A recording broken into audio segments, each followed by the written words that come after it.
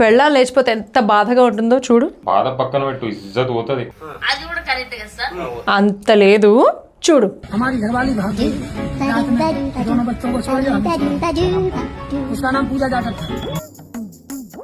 పెళ్ళాలు లేచిపోయిన ఆనందం అసలు ఆయన కళ్ళలో చూసావా? బావ కళ్ళలో ఆనందం కోసం అప్పట్లో కూడా మర్డర్ చేసిండు. ఇది భర్త కళ్ళలో ఆనందం కోసం లేచిపోయినట్టుంది. ఏం మాట్లాడుతున్నావురా? నరాలు కట్ అయిపోయింది. అలా లేచిపోయిన ఇంకో అమ్మాయిని చూడు. చూసిన ఆ వీడియో, లవర్ ఫోన్ బ్లాక్ చేసిండని చెప్పి సెల్ టవర్ ఎక్కి కూర్చుంది. పోలీసు వాళ్ళు 2 గంటల తర్వాత అని తీసుకొస్తే కిందికి దిగింది కానీ లేచిపోలేదు కదా. లేచి అక్కడ దాకా పోయింది కదా అంత ఎత్తుకి, అందుకే లేచిపోయింది అన్న. సరే, ఆ పెద్ద మనిషి పిలుస్తున్నాడు, లేచిపోతావా? ఎవడాడు? నేను రాను, దుబ్బై. మంచి సింకులో ఉన్నట్టున్నారు ఇద్దరు.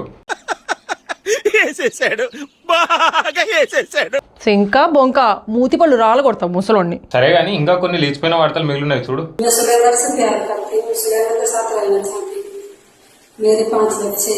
ఏంటి ఆఖరికి ఈవిడ కూడా లేచిపోయిందా? ఎవరా కరువు కుర్రాడు?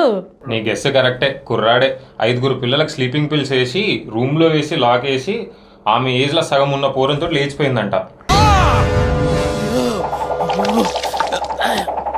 ఇంతకీ యూపీ బ్యాచా బీహార్ బ్యాచా? UP batch, Rampur.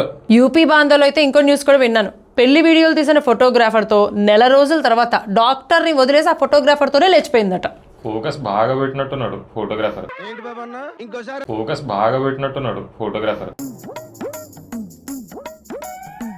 మామూలుగా పెట్టలేదు. అక్కడ చూడు, ఓ పెళ్లి కొడుకు ఫోకస్ ఎక్కడ పెట్టాడు.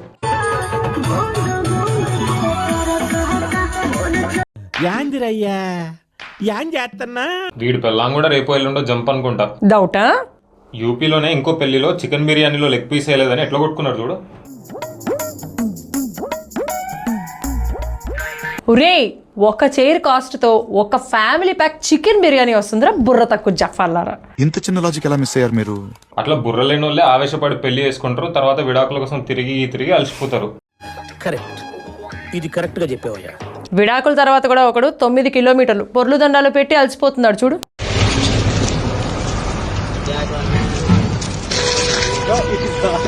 అది అలసట కాదు, ఆనందం. నీకొద్దా ఆనందం? మరి నేను 1 కేజీ బీర్లు తాగి కింద పడి దొర్లుతా. ఈ రేంజ్ కష్టం మన వల్ల కాదు. చచ్చిపోరా తాగి.